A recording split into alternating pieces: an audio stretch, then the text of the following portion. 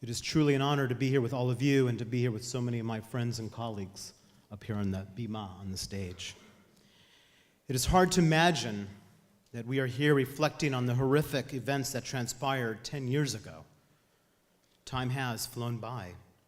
So much has changed, and yet for so many, so much has remained the same. Some still hang on or hang out in fear as anti-Islam, anti-Semitism, bigotry, and prejudice remain strong in our country.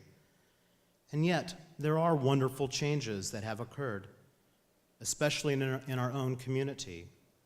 Our local government officials have responded well.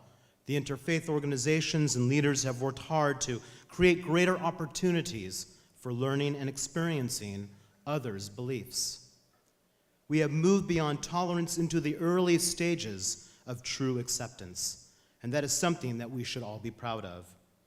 Although we still need to be focused and diligent. 10 years ago, I recall that our synagogue hosted a vigil the evening of 9/11. Members of the interfaith community were there and participated, but there was no Muslim participation. Why? Because fear and hate took hold, and our country was filled with venomous rage. It did not feel safe for Muslims or anyone who was perceived as different. A decade later, we thankfully can tell a very different story. When our synagogue participated in a twinning with the South Bay Islamic Association, we not only had a Muslim leader present, we had a large group of Muslims that attended our service and broke bread with us. And we, in return, had a large group from our synagogue go to their mosque and spend time there learning, eating, and sharing our stories. And for all of us who participated, we learned something very important. And that is, there is so much more that we have in common than what separates us. Not only did we have a good time, it felt like we were visiting our cousins from a long time ago. We all have so much in common. The only thing that really separates us is ourselves, our own ignorance, our unwillingness to see the other as we see ourselves. Only when we are real, only when we truly look into the eyes of another, can we see that we are all family, all interconnected, all part of the divine presence. When we look at another, we should behave as if we are looking into the eyes of God. In the Jewish tradition, we believe that all humanity is created b'tselem Elohim, in the image of God, however you define that word.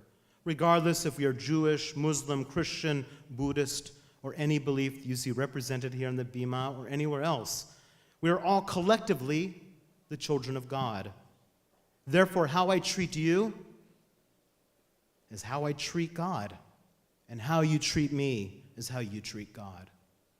We cannot call ourselves people of faith if we don't act out our faith in the best possible way. These past 10 years, we have seen a lot of fear and negativity come out in our beloved country. But here, in our beautiful community, that has not been my experience over the last 10 years. I recall after 9/11 meeting Imam Tahir Anwar. It felt like for a few years we were on the circuit performing the Rabbi and the Imam show. The reality was, though, that for the first time in my career, I was building a relationship with a Muslim religious leader. And that relationship turned into another, that turned into another, that turned into another. Soon enough, a true and real connection blossomed, and I, for one, am a better person for it. From that relationship and many others forged in the interfaith community, we created the Circle of Palms annual event, recognizing initially the connection between the Abrahamic faiths. Then this evolved to a truly ecumenical annual event, and then we graduated to something more permanent, an interfaith organization that was kicked off earlier this year called Civic. My friends, when we break down our personal barriers and open our hearts to another, there is so much to be gained, so much richness to be shared, so much we can learn about the other and ourselves. As we saw in this amazing film, there is so much positive that can come out of tragedy. Blessings can come out of some of the worst and horrible tragedies, like it has from 9/11. From the ashes a new and beautiful flower has sprouted and has begun to grow.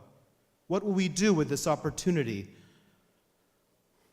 Will we nurture this new growth, putting in the necessary work? Every one of us here today has and can continue to make a difference by getting involved. Our strength 10 years ago was that we were involved, willing to make a difference. Working together is the greatest way we can demonstrate that we will not bow to hatred.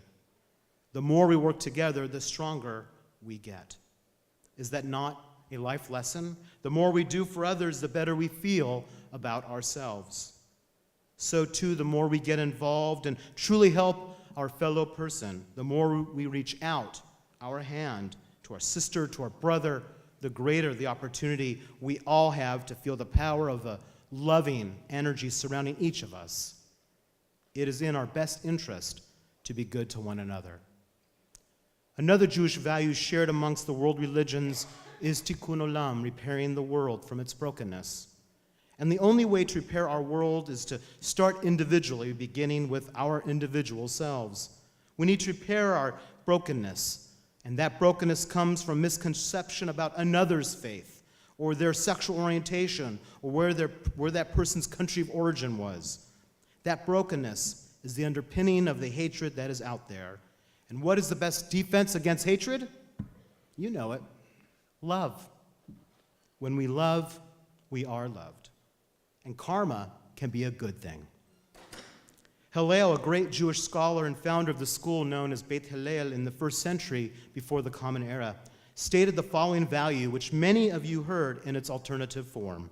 Hillel stated, "That which is distasteful to you, do not do unto another." What a silver, if not golden rule. That simple phrase teaches us that we should treat another the way we want to be treated. Can you imagine a world in which everyone acted in this way? And when we think about it, it may seem impossible.